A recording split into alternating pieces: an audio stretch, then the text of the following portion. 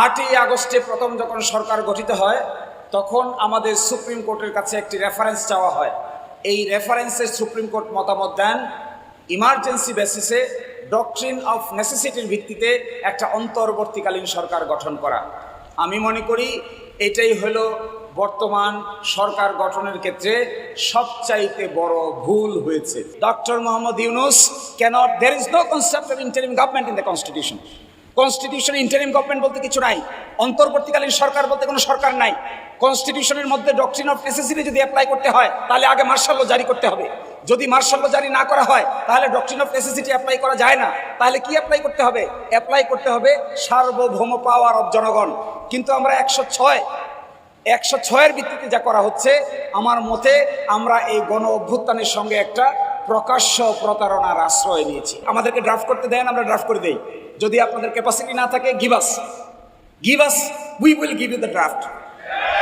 যদি আপনাদের মাথায় না ধরে, ইন্টেলেকচুয়ালিটিতে না কোলায়, বুদ্ধি বিবেকে না ধরে, তাহলে বুদ্ধি কোথা থেকে আনতে হয় আমাদের কাছে পাঠান, আমরা আপনাদেরকে বুদ্ধি শিখি।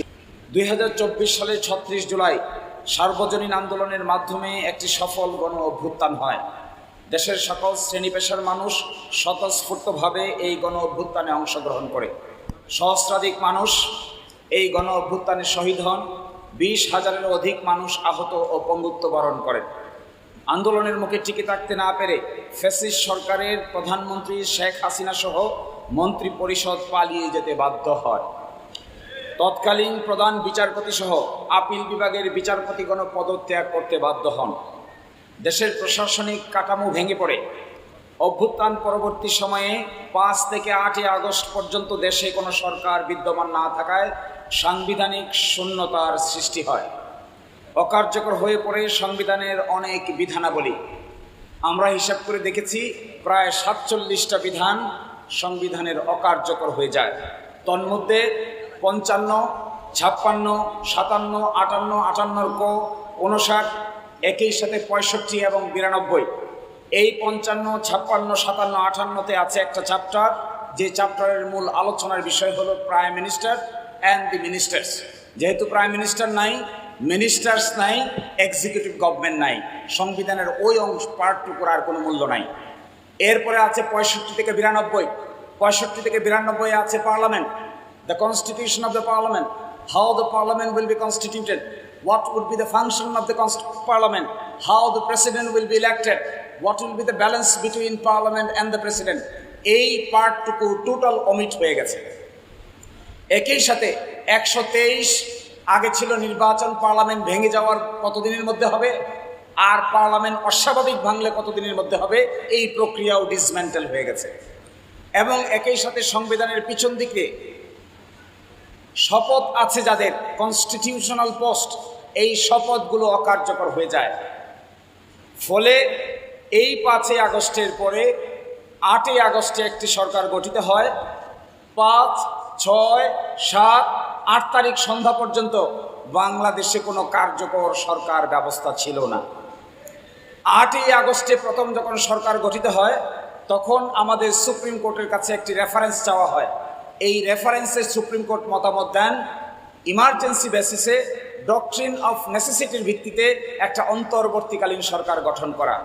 আমি মনে করি এটাই হলো বর্তমান সরকার গঠনের ক্ষেত্রে সবচাইতে বড় ভুল হয়েছে। এটা হলো সাংবিধানিকভাবে সবচাইতে বড় মিস্টেক। এই মিস্টেক করা উচিত হয় নাই। এই সরকার হওয়া উচিত ছিল জনগণের অভিপ্রায়ের ভিত্তিতে গঠিত সরকার। এই সরকার কোনো 106 অনুচ্ছেদ দ্বারা প্রধান বিচারপতির কাছে পাঠানো রেফারেন্সের ভিত্তিতে গঠিত সরকার ব্যবস্থা নয়। যেখানে দেশের প্রধান বিচারপতি সহ সুপ্রিম কোর্টেই কাজ করে নাই, যেখানে প্রাইম মিনিস্টার সহ মিনিস্টার্স নাই, যেখানে পার্লামেন্ট নাই, সেখানে এই ছোট্ট সংবিধান কি করে কাজ করবে, কার মাধ্যমে কাজ করবে? এই প্রশ্নের উত্তর পরবর্তীতে আছে। বর্তমান দেখেন, আমি তার পরের পার্টটুকু পড়ে শোনাচ্ছি। 8ই আগস্ট 2024-এ জনগণের অভিপ্রায়ের পরম অভিব্যক্তি, সংবিধানের কথা বলা আছে পরম অভিব্যক্তি, ইংরেজিতে বলে solemn expression of the will of the people. 5ই আগস্টে যা হয়েছে এটা দেশের সকল শ্রেণী পেশার মানুষের অভিব্যক্তির পরম প্রকাশ হয়েছে। এবং জাতীয় ঐক্যমত্যের ভিত্তিতে বর্তমান সরকার গঠিত হয়। সংবিধানের অনুচ্ছেদ 7 বর্ণিত বিধানের আলোকে জনগণের অভিপ্রায়ে এই সরকারের বৈধতার স্বীকৃত উৎস এবং আইনি ভিত্তি। তাহলে একটা কথায় সকলকে ক্লিয়ারলি আন্ডারস্ট্যান্ড করতে হবে, এই সরকারের মূল ভিত্তি সংবিধানের 106 অনুচ্ছেদ নয়, এই সরকারের মূল ভিত্তি জনগণের ইচ্ছার চরম বহিঃপ্রকাশেই হলো সরকারের মূল ভিত্তি। এর বাইরে যে যা ইন্টারপ্রিটেশন দিবেন, যে যা কথাই বলবেন না কেন, তা এই ভারতীয় সাবকন্টিনেন্টের সাংবিধানিক জুরিসপ্রুডেন্স দ্বারা তাদের এই কথা সাপোর্টেড নয়। বর্তমান সরকার ক্ষমতা গ্রহণের পর ফেসিবাদী কাঠামো, এটা আমি স্কিপ করে যাচ্ছি, এত অসুবিধার কারণ নাই। লাস্টের প্যারাগ্রাফ, জনগণের অভিপ্রায়ের চরম অভিব্যক্তি রূপে গঠিত সরকার প্রক্লেমেশনের মাধ্যমে জুলাই সনদকে সংবিধানের অংশ হিসেবে অন্তর্ভুক্ত করতে পারে। 1971 সালে 10 এপ্রিল অস্থায়ী সরকারের পঠিত স্বাধীনতার ঘোষণাপত্র দ্য প্রক্লেমেশন অফ ইন্ডিপেন্ডেন্স 1971 মহান মুক্তিযুদ্ধের ঐতিহাসিক জীবন্ত দলিল, যা বাংলাদেশের প্রথম সংবিধান। গুরুত্বের বিবেচনায় জুলাই সনদ একই মর্যাদার অধিকারী। ইতিহাসে যে কয়টি প্রক্লেমেশন সবচেয়ে আলোচিত, তন্মধ্যে 1863 সালের যুক্তরাষ্ট্রের প্রেসিডেন্ট আব্রাহাম লিঙ্কনের ঘোষিত ইমানসিপেশন প্রক্লেমেশন অন্যতম। এই যুক্তরাষ্ট্রের একটি ঐতিহাসিক দলিল, এর মাধ্যমে যুক্তরাষ্ট্রের কনফেডারেশন রাষ্ট্রগুলোতে দাস প্রথা নিষিদ্ধ করা হয়, যা নাগরিক অধিকার মুক্তি সংগ্রামের ইতিহাসের মূল ঘুরিয়ে দেয়। এছাড়াও জুলাই সনদ বাস্তবায়নের আরেকটি কার্যকরী পদ্ধতি হতে পারে গণভোট। জুলাই সনদের কোনো বিধানের সাথে বিদ্যমান সংবিধানের কোনো অংশ সাংঘর্ষিক হলে জুলাই সনদ প্রাধান্য পাবে। দুটো কনসেপ্ট, একটা কনসেপ্ট হলো প্রক্লেমেশন, আরেকটা কনসেপ্ট হলো রেফারেন্ডাম। প্রক্লেমেশনের মাধ্যমেও এই বিদ্যমান গ্যাপ, সাংবিধানিক সংকট মোকাবেলা করা সম্ভব। আরেকটা পদ্ধতি আছে রেফারেন্ডাম, গণভোট। গণভোটের মাধ্যমেও সাংবিধানিক সংকট মোকাবেলা করা সম্ভব। তার উদাহরণ আমাদের দেশে আছে, তার কয়েকটা ঘটনা আমি আপনাদেরকে উল্লেখ করতে চাই। 15ই আগস্ট 1975 সালে শেখ মুজিবকে যখন হত্যা করা হয়, খন্দকার মুস্তাক আহমদ এসে মার্শাল ল জারি করেন। তিনি এসে বলেন, I mister Khondaker Mostaq Ahmad is hereby declaring the martial law proclamation. The constitution will be subservient and subordinate to the constitution. এরপরে 20 আগস্ট 1975 সালে খন্দকার মুস্তাক আহমেদ সামরিক আইন জারি করে 15ই আগস্ট থেকে তার বৈধতা দেন। এরপরে 8ই নভেম্বর 1975 রাষ্ট্রপতি বিচারপতি আবু সাদাত মোহাম্মদ সায়েম প্রধান সামরিক আইন প্রশাসক নিযুক্ত হন এবং মেজর জেনারেল জিয়াউর রহমান উপপ্রধান সামরিক আইন প্রশাসক নিযুক্ত হন। 29 নভেম্বর 1976 সাল বিচারপতি সায়েম প্রধান সামরিক আইন প্রশাসকের পদ থেকে অব্যাহতি নেন এবং ওই দিন 29 নভেম্বর 1976 সালে মেজর জেনারেল জিয়াউর রহমানকে CMLA চিফ মার্শাল ল অ্যাডমিনিস্ট্রেটরের দায়িত্ব দেওয়া হয়। তারপর এই দিন থেকে শুরু করে 6 মাস পরে 31 মে 1977 গণভোট অনুষ্ঠিত হয়, যেখানে 88% ভোট পেয়ে মেজর জেনারেল জিয়াউর রহমান জনগণের আস্থা অর্জন করেন এবং রেফারেন্ডামের মাধ্যমে তা অ্যাপ্রুভ করা হয়। একই সাথে 30 মে 1977 সালে মার্শাল ল অর্ডার নম্বর 1 1977 জারি করে বাংলাদেশের কনস্টিটিউশনে আমূল পরিবর্তন আনয়ন করেন। কি পরিবর্তন আনয়ন করেন? আজকে যেটা আমরা দেখছি, absolute faith and trust in the almighty Allah, সর্বশক্তিমান আল্লাহর উপর পূর্ণ আস্থা বিশ্বাস। আজকে যে গণতন্ত্রের কথা বলা হচ্ছে, আজকে যে socialism meaning economic and social জাস্টিসের কথা বলা হচ্ছে, তার সব কিছুই করা হয়েছিল 31 মে 1977 সালে সামরিক ফরমান বলে। একই সাথে ইন্টারেস্টিং ফ্যাক্ট দেখেন, 18 জানুয়ারি 1979 সালে সামরিক আইনের অধীনে জাতীয় সংসদ নির্বাচন অনুষ্ঠিত হয়। বিএনপি সংসদে সংখ্যাগরিষ্ঠতা লাভ করে। 6 এপ্রিল 1979 সালে সন্ধ্যা 8টা থেকে সামরিক আইন প্রত্যাহার করা হয়। 7 এপ্রিল 1979 সালে গেজেট প্রকাশের মাধ্যমে সামরিক আইন প্রত্যাহার কার্যকর করা হয়। এরই মাধ্যমে সামরিক আইনের অবসান ঘটে, বাংলাদেশে মাল্টি পার্টি ডেমোক্রেসি এস্টাবলিশ হয়। This is a political historical document before us. Same thing happened during Ershad regime. এরশাদ রিজিমেও একই পদ্ধতি ফলো করে বাংলাদেশের সাংবিধানিকতায় উত্তরণ ঘটানো হয়।